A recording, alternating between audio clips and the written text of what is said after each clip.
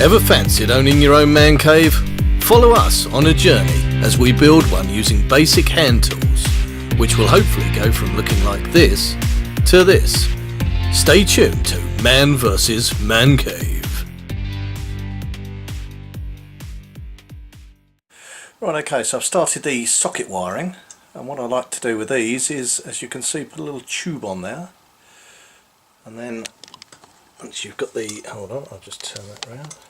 So I'll put the backing plate in there, and what happens there is that we'll simply slot down there, try and do this one-handed, that'll push through that hole, it will do, and then obviously line it up, get it nice and level, and then we'll put the next socket in.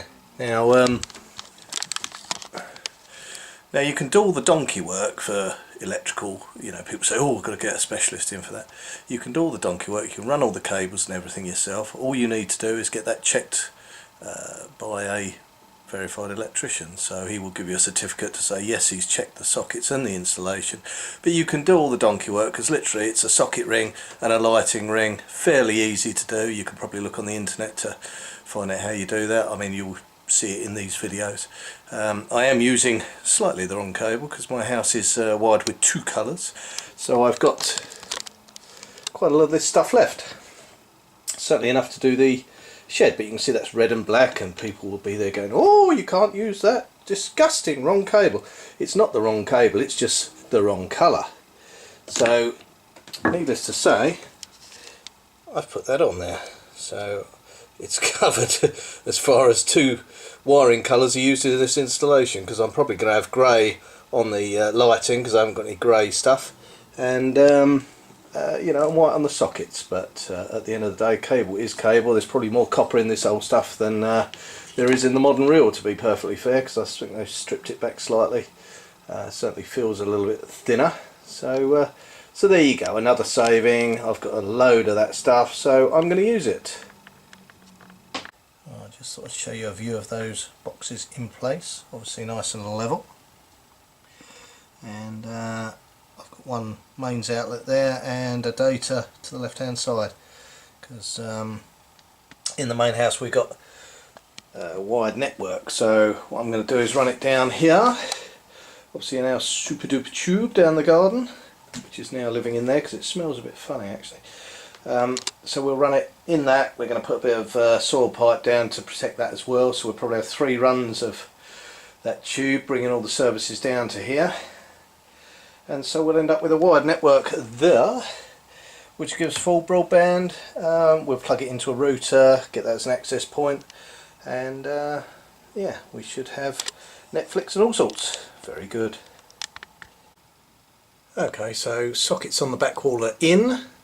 Might look a bit busy to you guys, but I will just run through them for you. So over here, the one to the left is mood lighting. I'm thinking about having a few of these sort of Jack Daniels lights, so they will be on a light switch. Then you've got a double socket. We've got the speakers going to the outside and CCTV feed there. Next one along is a data socket from the house. Then we've got another double socket, and then over there, just zoom in there, we've got another mood lighting socket and another double socket, and hopefully they're going to sit behind my speakers and I can access those. So that's why I've put so many sockets in. I don't really know what's going on here at the moment, but certainly the telly's going in the middle here, that is for sure. So we kind of know that we need sockets there. Like I say, I'm going to put them all the way along here and in the other module, because I don't know ultimately what's going to happen. I mean, we know over here is going to be the bicycle rack, so we don't need anything there, although I might put a socket on that wall. The light switches are going to go in that little position there beside the door, and then we're going to have another one beside that door, so we've got 2 options of coming in and out. So this will be the main one here. I'm probably going to go for some of that MK grid stuff, so I can have dimmer switches for the main lights. And then there'll just be probably a 3 or 4 gang switch over there by the door. Obviously by the door here we'll have alarm. We've got the entry system for the door outside, and we've got the house door entry system as well, so we'll have two sort of screens up there, or one screen and a handset. So it's going to be very busy. But there you go, still a bit of a skip in here at the moment, I'm afraid, but I'm working on it. Right, I forgot to show you where this tube runs. So that is the speaker tube, which goes all the way up there. All the way, oh, we got a bit blurry, along the roof. And then out. And obviously in that recess out the front here, if I can get out of here. So let's just zoom that out. So obviously on the outside here, so there's our tube there, which I've blocked up at the moment, just so no wasps or anything think, oh, home. Yeah, so up here we'll have a speaker up there, sort of thing. Also a downlight in the middle, and a downlight at the end there. And then the other speaker will go right down the end there, so we've got a good spread of sound for in the summer. And obviously 3 downlights in that section as well. As far as the outside lighting goes, I think I'm going to base all the controls in our little recess over there, so we'll be a bit more flexible with which lights we turn on and off. At the moment I'm thinking that we'll put the 2 end lights on via a sort of sensor, so they'll stay on all night, and then the rest of them will be on a switch. But we've also got the we're going to put some LED lighting around the perimeter to light that up, and probably we might go with some little LED warm white lights under here as well, you know, so we can light that up and make it look all nice and dandy. So so that's where we're at the moment. Right, so I've been quite busy since we last met. I've done the wiring, or started to do the wiring. So as you can see, we've got some downlight drops going in. So we've got 6 downlighters in the big pod. Another one there, another one there. Then we've got 4 in the smaller one. And I've also done my beer light over there. And they all wire back to this rather lovely MK grid switch here. So I've worked out that we've got 6 switches altogether, so I've written them down there. Never use a pen that runs out. So pod 1 lights, pod 2 lights, they're the main lights. Then we've got the low lights, my beer light, which is going to be one of those neon jobbies, the outside lights, and we're going to have some sort of fairy LED lights, you know, some warm white lights hanging down from the roof as well. So 6 switches there. So not only have we got that there, but as I don't know which door we're going to use, I've done a little 2-way switch over there, so that'll be able to control the main pod lights and also the floor lights as well, so the low level stuff. So it's rocking on. So all that remains now, obviously I've got to wire up all my sockets and everything. So get you back on film. So the main plan of attack is to clear all this absolute crud up that you can see around here, so that then I can obviously get under the floor. I can do the floor supports because I haven't done any of those yet. So once I clear all that stuff, I can flap the you know, the flooring up, do what I need to do under there, wire it, and then obviously I can transfer all the stuff over here while I do the other pod. So yeah, that's the plan of attack anyway. Plenty to do, obviously insulation to get in the walls and that Tyvec foil sort of thing. But yeah, it is kind of working around all the stuff that I've got in here. So you know, it might be better from your point of view if you know, if you build the thing and you haven't got a load of in the way. But there it is. We're working with the situation, but it does take a lot longer when you're trying to shift all this stuff around. So eventually it'll have a place to go, and eventually we'll know where everything is. So what you need to do is keep these wires up as tight as you possibly can. I don't think we're going to get 75mm insulation in here, so I think we're probably going with 50 and that foil outer coating. But obviously, you know, if you can clip all that up out the way, then it will help you when you come to fit in your insulation. So well, we've tubed all of our risers as well, so it just makes it a bit of a neater job.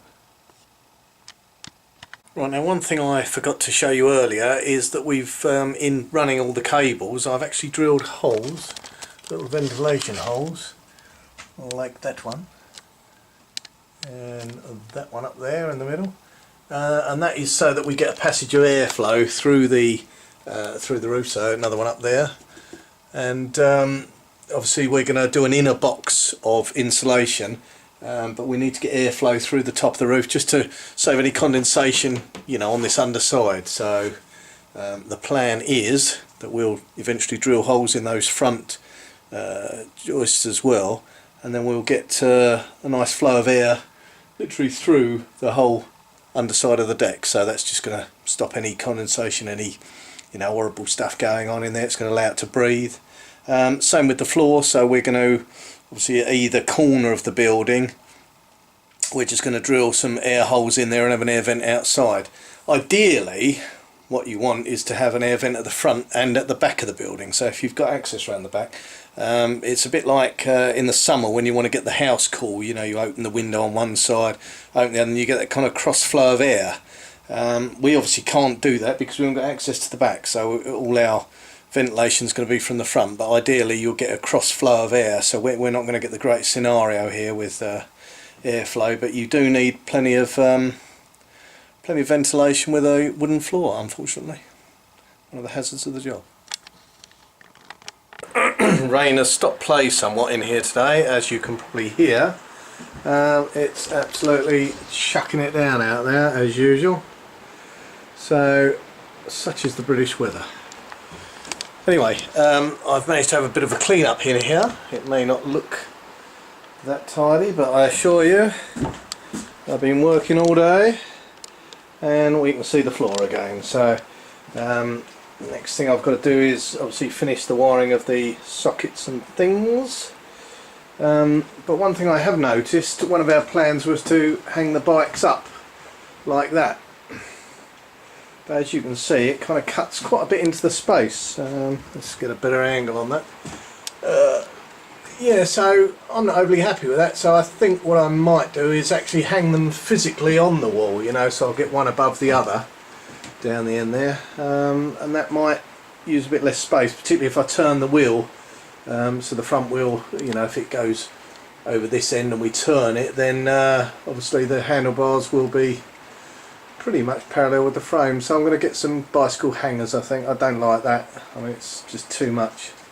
I'm not a keen cyclist anyway, so I don't really want them invading my space, but it is quite a large area that we've got here, so I'm quite pleased with the size of the thing. It's just once you start putting stuff in here, obviously it's going to close it down slightly, but there's obviously our tube there for our services coming down here. So so there you have it.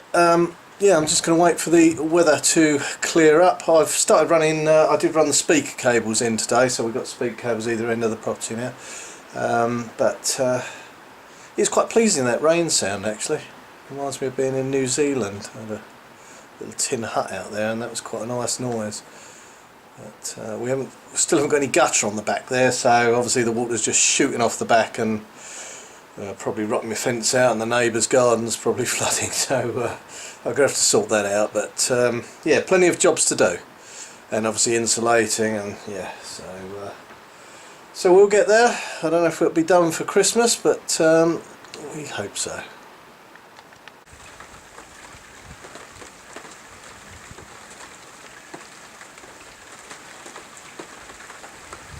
So where were we? Right, so the job today is to take these little noggins here, and we're going to have the floor up, and obviously what we haven't done is done all the bracing between the joists at the moment, so I've got to do that, and then do the little supports as well. So that'll make us a nice solid floor, and then we're ready for the we're ready then for all the insulation to go in.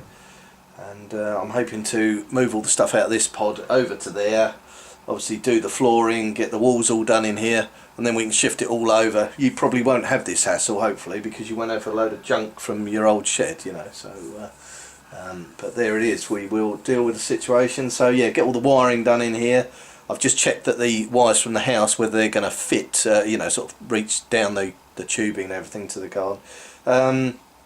some of them are too short, so I mean we're going to have to join them back in the house, some of the data cables, because obviously I hadn't planned for those cables to come down here because this was never going to be built. It was meant to stay in the conservatory, so luckily you know, I over-egged the cable somewhat, and you know, one of the data cables gets down here. The coax for the CCTV is a little bit short, but we can join that back at the house.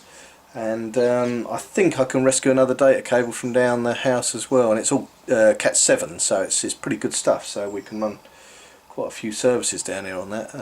So happy days. So yeah, essentially I might run all the cables back to that little junction box out there. So we're going to sort of do all the services in that bit there.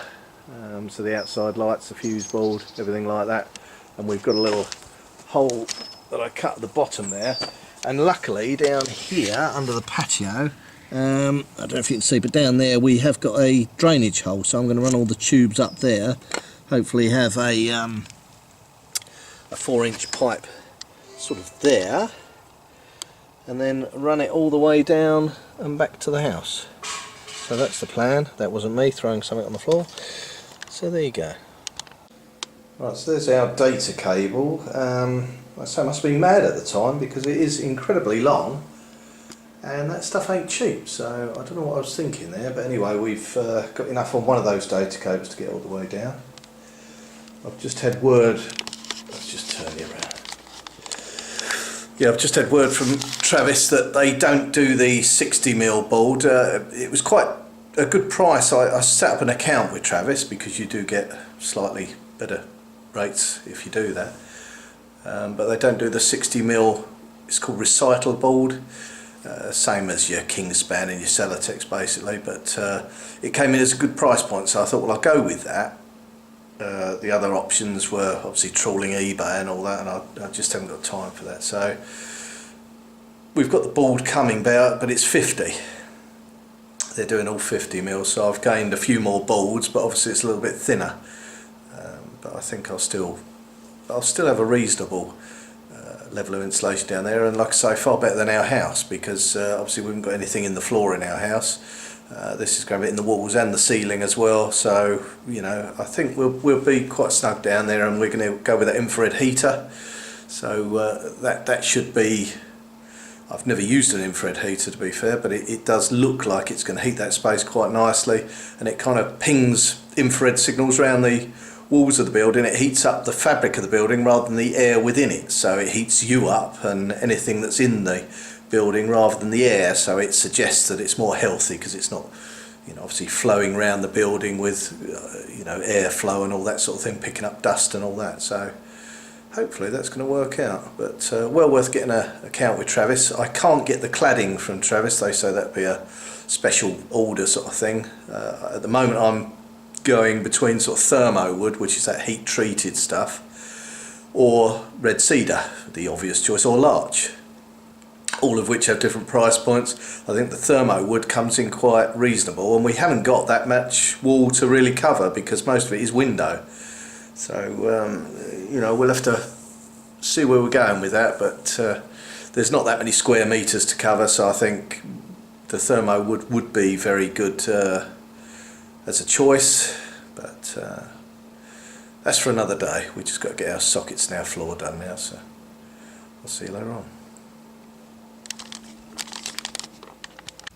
I have to say that with the door closed, even though I haven't done all the sealing around the door yet, it's quite a nice temperature down here, and there's a nice sort of aroma of cut wood, which is quite pleasing as well. So I think I could actually live down here. It is it's rather a nice space, and once it's all fitted out, I mean, it's going to be like a little flat down here. You know, I've actually been in smaller flats than this, so yeah, it's a good little space. Right, so a quick little tip: if you're running cables into socket boxes, a lot of the time you find that the cable won't actually go up through the tube. So I'll just show you that here. So right down in there, if you can see, is the cable. Now that won't come out, but if you cut a little bit of an angle on the end of the cable, as you push it through, it will find its way up. So a good plan to do that, and that'll make your life a lot easier. Right, so just so I didn't forget, I've drilled all the holes in the front face of the building now so we can get airflow through all the roof struts. So I'll just show you how we've done that there. So we've got the hole at the front there, you can see the daylight through there. Let's just zoom in. Okay, so that then comes across to this one, and then through to there, and that means we get airflow all the way down there. So hopefully the name of the game is we don't get any condensation forming, you know, under here, so we get a nice bit of throughput of air.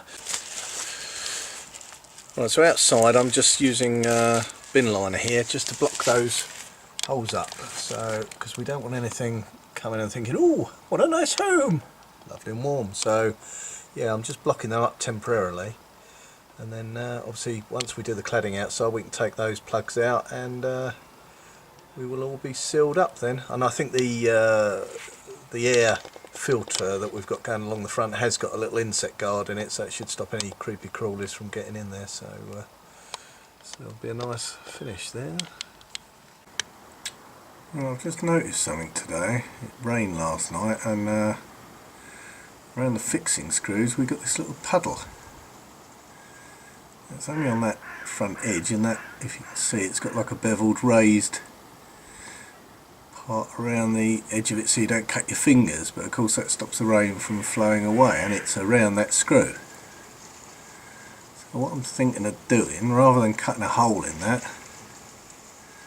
I think I'll just clamp down the edge so that there's a little bit of a drain situation going on, because I can see that's going to leak eventually. It's going to find its way through that screw and cause me problems, but obviously I haven't fully fixed that sheet yet, so if I zoom out I've got to put probably at least another 2 on that top edge, so I'm going to have the same problem. I should put more in really, but yeah, that's going to cause me a lot of little puddles, so yeah, I think possibly less fixings might be better, but then I'm going to have to clamp those edges, so I think I'll get a pair of pipe clamps or something and just compress that edge down so it's got a little bit of a way of the water to come away from those. Otherwise that's going to be a bit of a problem.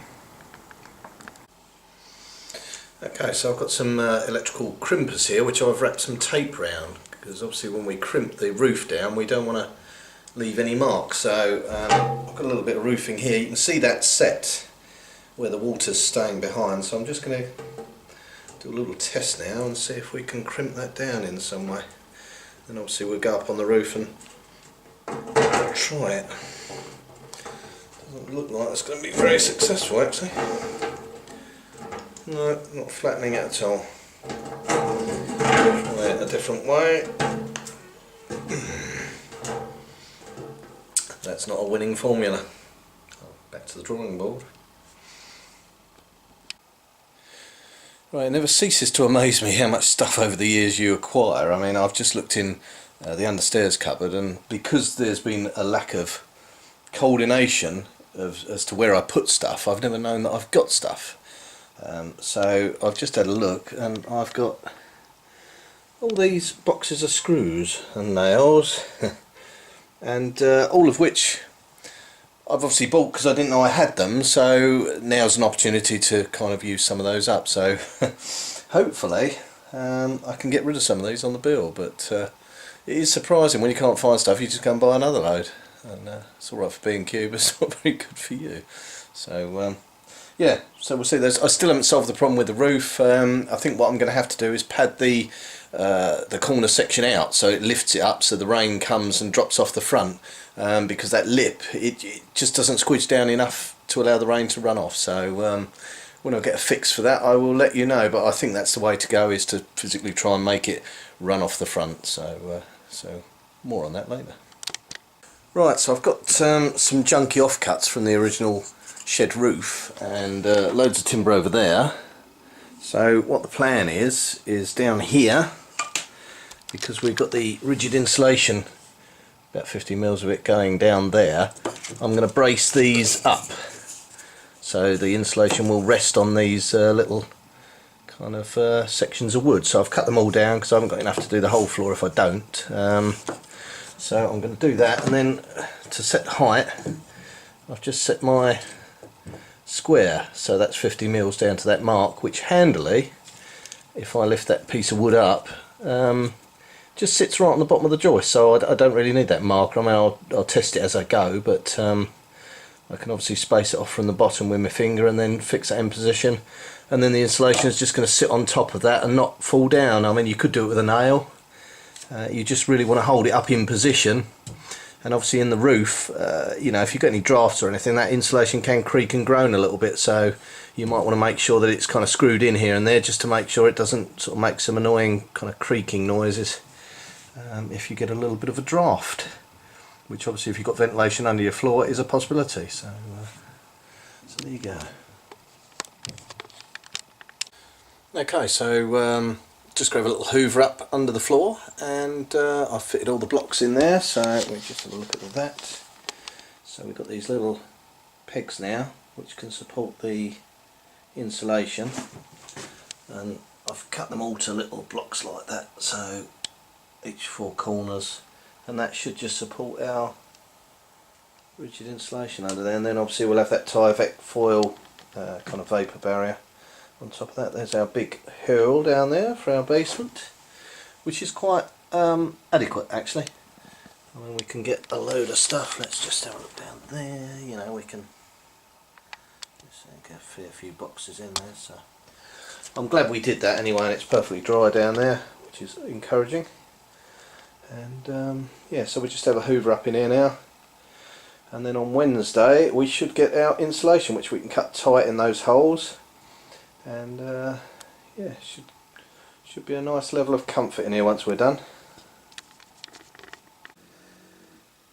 So the plan is that we're going to lay the flooring and the insulation in this bit first. So obviously I've had to do all my wiring, and I think I'm nearly done over there now. So we've got all of our data cables, we've got some spare data cables, our mains, obviously CCTV feeds, all sorts of stuff down there, so hopefully I haven't forgotten anything.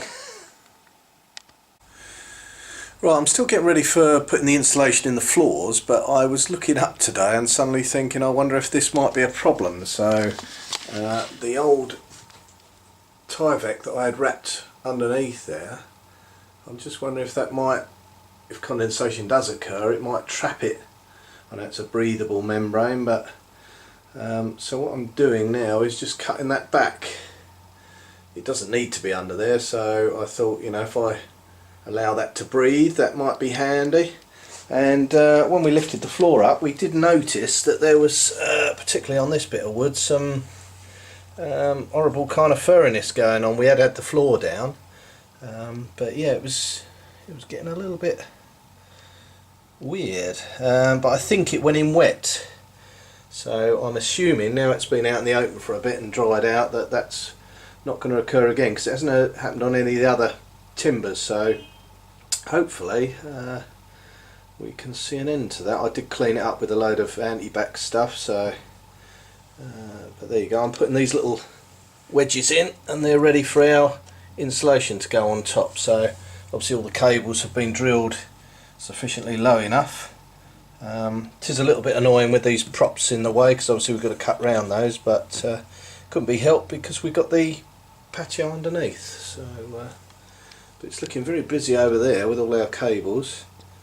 So we've got our all sorts of things going on over there. It's quite handy that I've got my speaker run going up as well, and obviously we've got to pipe those all back to the main house, so much joy to come. It is a journey, this one.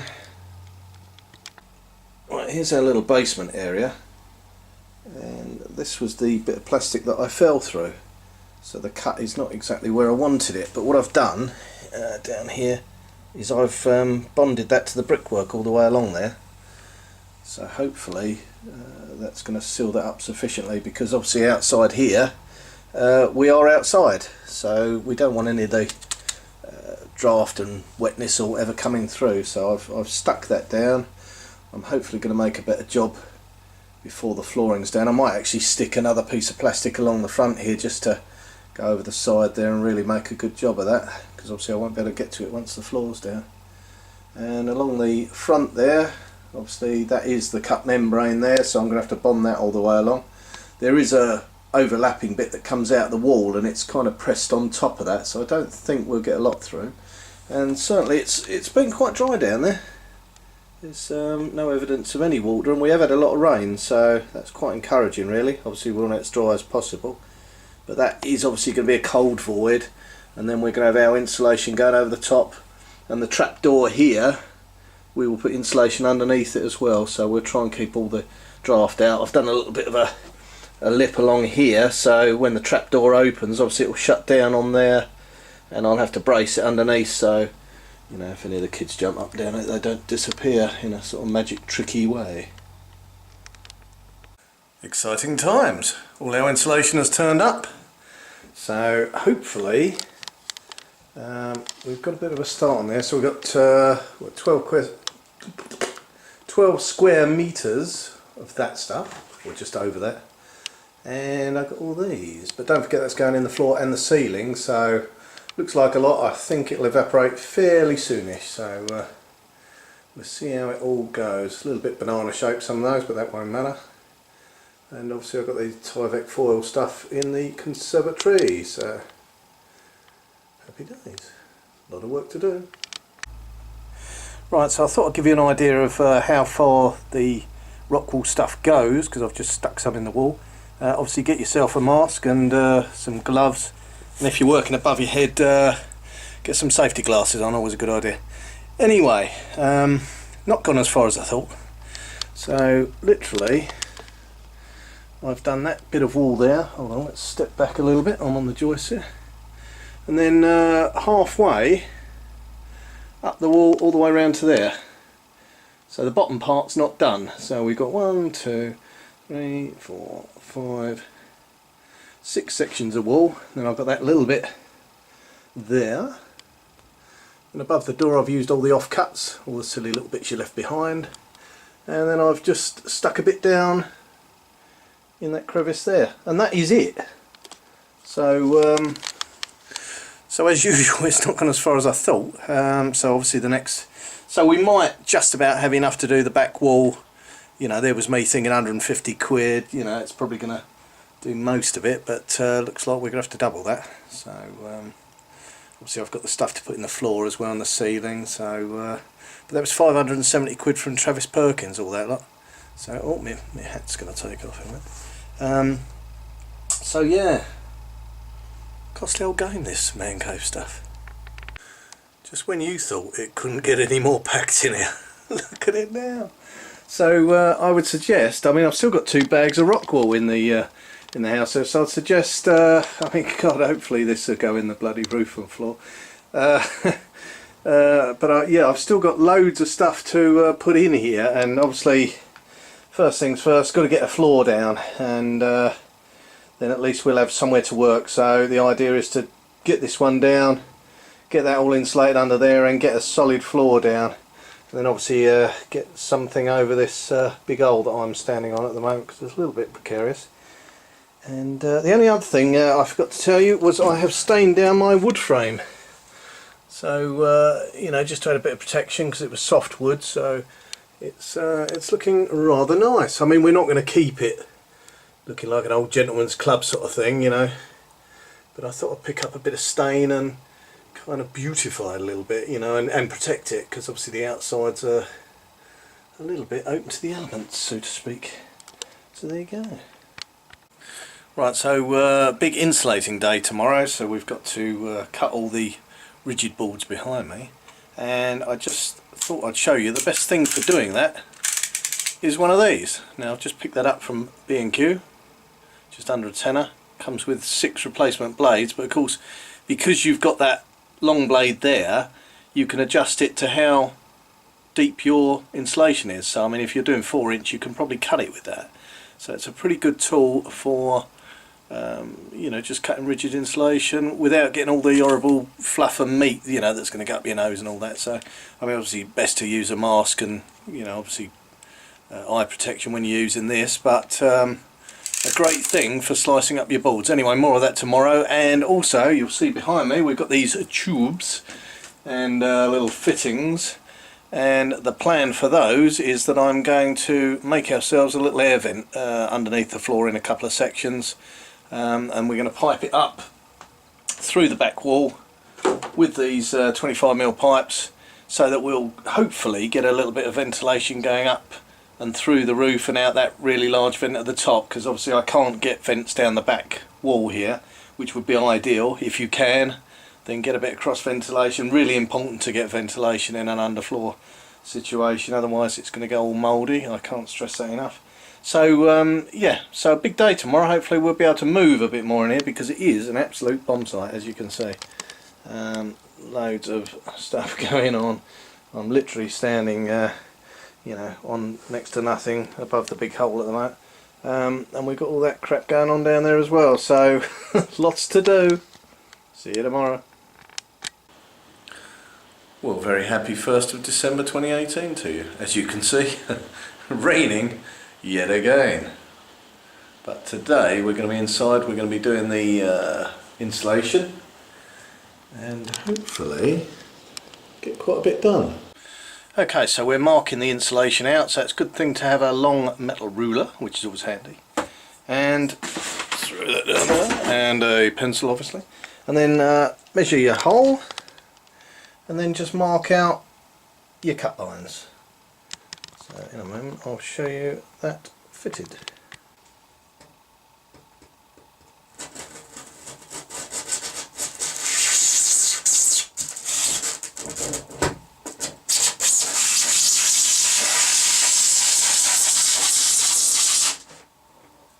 Bit of an annoying noise.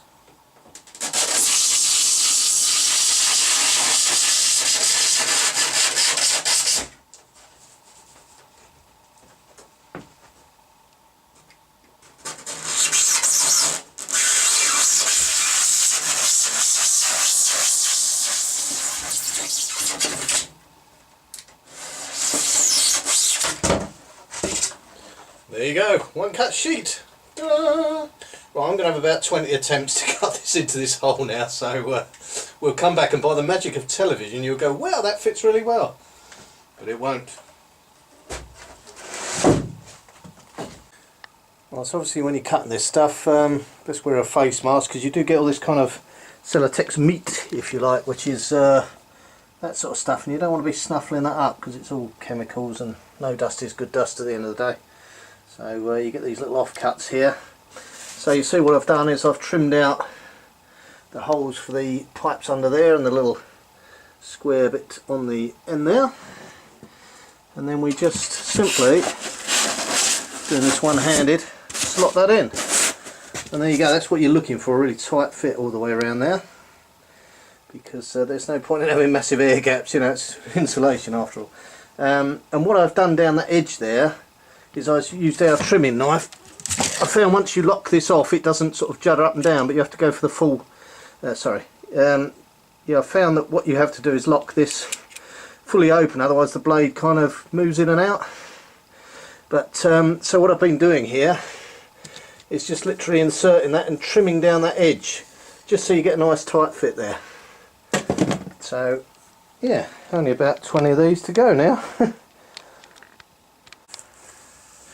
Obviously what I will do is hoover out underneath the floor there, get rid of all that stuff, because you're not going to get under there ever again. So you know, all this sort of clobber here, you know, just hoover all that up, and then we'll put that Tyvec foil over the top of that as well. Should be very cosy in here by the end, hopefully, and no dampness once we engineer our airflow model, which hopefully will work. So before we finish the insulation, what I've done is run some air pipes, and it's in 25mm tube. I will just show you there. So it starts under the insulation there, and we've run it all the way up to the top. So it's bridging the gap between the two open air chambers, if you like. So what we're trying to promote is a bit of air movement. And then at the front, what we're going to have is these. So again, 25mm tube. And that is literally going to sit on the front wall obviously below the insulation there again, and then this angle piece will obviously go out the wall, and then we'll have an air brick or an air vent sort of thing on the front at low level. I know it's not going to look particularly great, but I did look at another kind of zigzag telescopic unit, but that would have meant that I'd have to cut so much out of this bottom bar. I wasn't very happy with it. It was going to be 205mm wide, so it would have meant cutting out the majority of that joist there, and I just wasn't very happy with that. So we're going with the pipe option. I'm going to drill probably 2 or 3 of those pipes in there, and then just a little air vent on the front, and I'll do that in the other pod as well, so hopefully we'll get a bit of airflow through there and then up that pipe at the back, you know, and obviously through the vents at the front then, so we get a good bit of flow all around the building. I'll just show you a quick look at our patented air brick technology. So I've got those pipes now installed there, and they just come down and under the floor, literally just below that insulation level. And then outside we've got that, and what's going to go over there, obviously I've left those long, those pipes. It's going to come past the spacers and the cladding, and then we'll just have a little air brick, louvered air brick on the front. Hopefully I can get hold of a brown one so it will match in with the wood. I might block these up initially because they might be a little bit, we've got some mice around here, so it might be a little bit of a enticement for them to set up home, so I'll block those up for now. Got plenty of airflow anyway under the floor. Right, I'll take the silly hat off, hold on.